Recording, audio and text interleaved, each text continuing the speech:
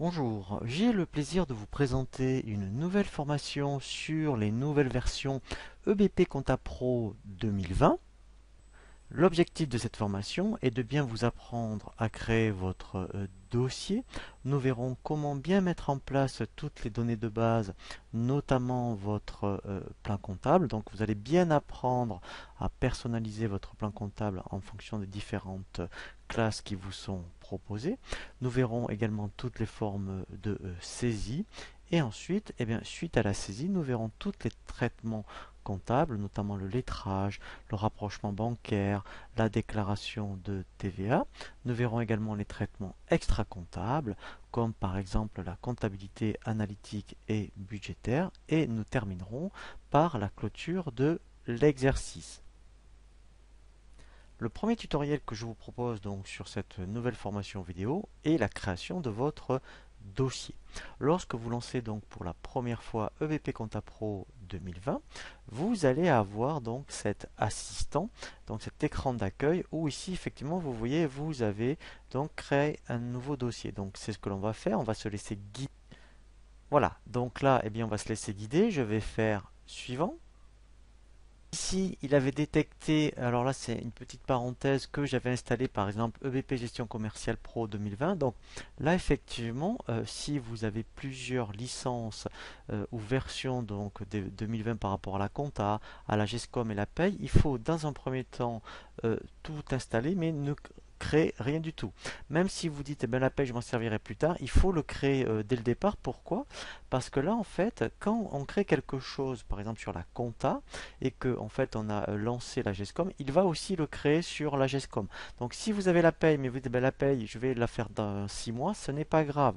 Il faut quand même l'installer et au moins lui va le détecter et vous n'avez plus qu'à le cocher comme ça. Dès qu'on crée le dossier sur BP Compta, si la GESCOM est installée, c'est l'avantage des versions OpenLine, et bien en fait ça sera déjà fait. Donc là, à titre d'exemple, je vais le cocher et je vais le laisser faire. Donc là je fais suivant. Voilà, donc quand on est en version monoposte, il faut laisser l'option poste client-serveur. Je fais suivant. Ici, donc là, c'est très important, c'est le nom du dossier. Donc moi, en fait, je vais mettre par exemple EBP 2020. Je fais ici suivant. Comme je n'ai pas d'ancienne version, là, je ne coche pas donc récupérer les données depuis notre application. Je fais suivant. Voilà, donc là, on va renseigner vraiment donc, toutes les informations administratives. Donc là, je vais mettre par exemple SARL. Ici, je vais mettre juste l'adresse. Donc, je vais juste rajouter le code postal, 44 000 Nantes. Voilà, donc après, il vaut mieux tout renseigner, hein, mais pour gagner un peu de temps sur le tutoriel, donc je vais renseigner le minimum. Je fais suivant. Voilà, donc là, c'est vraiment des informations de type administratif. Ce qui est très important ici, il faut mettre votre numéro de TVA intracommunautaire et par rapport au mode de calcul de TVA. Donc ici, si vous cliquez sur le menu déroulant, vous avez trois modes. Le mode débit, en fait, c'est que les sociétés donc, qui sont au négoce, hein, qui achètent et qui revendent en état. Vous avez donc sur les encaissements, c'est pour les sociétés qui font de la prestation. Et vous avez la TVA mixte, c'est-à-dire qui font les deux. Un revendeur informatique, par exemple, il vend des ordinateurs, mais ils peuvent faire de la formation. Donc sur la TVA sur les ordinateurs, par exemple, ou les logiciels, par exemple, il va être au débit, mais sur la formation, il va être sur les encaissements. Donc lui, il mettra mix. Alors, dans un premier temps, on va faire simple. Vous verrez qu'on va voir des tutoriels détaillés sur les différents modes de TVA. Je vais laisser au débit. Alors ensuite, bien sûr, là, il faut indiquer votre SIRET et votre code APE. Alors moi, je vais le décocher, ceci. C'est pour gagner un peu de temps par rapport au tutoriel, parce que là, il importe tous les codes postaux. Donc, il faut absolument le laisser cocher. Voilà, mais là, ça prend relativement du temps. Donc là, je fais suivant. Voilà. Ce qui est très important, c'est les dates d'exercice. Alors là, en fait, on va faire simple.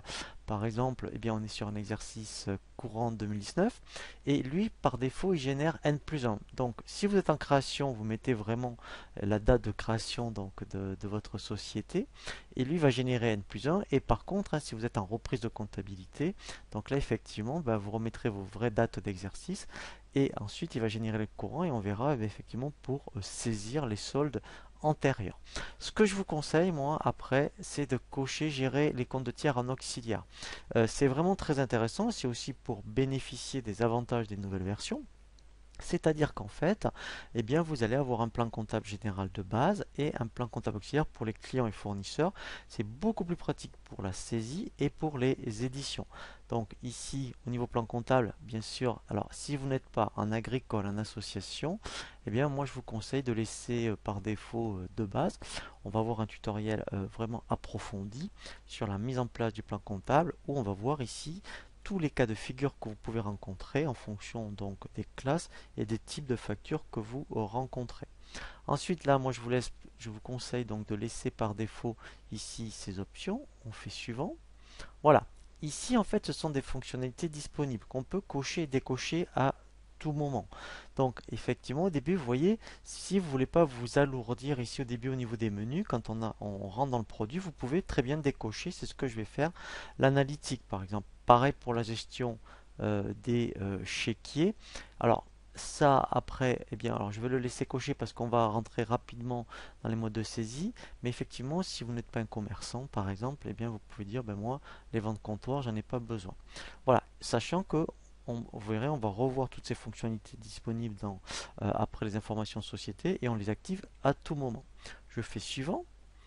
Voilà, donc là, pareil, c'est par rapport, toujours pareil, des fonctionnalités disponibles. Vous voyez, donc tout ce que déclaration de charge de biens, si vous n'en avez pas besoin, on peut le décocher. Service à la personne, pareil. Vous voyez, donc gestion de l'analytique, pareil, et gestion des plannings, pareil.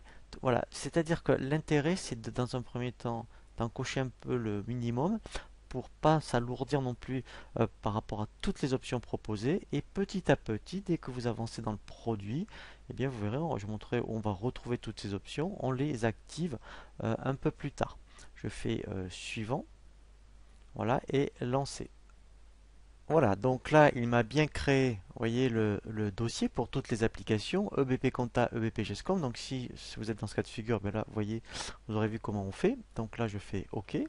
Je fais maintenant ici fermer. Voilà. Et là, en fait, voilà, vous voyez en haut, j'ai bien mes dates d'exercice, 1er janvier 2019, 31-12, et ça, c'est le nom de mon dossier.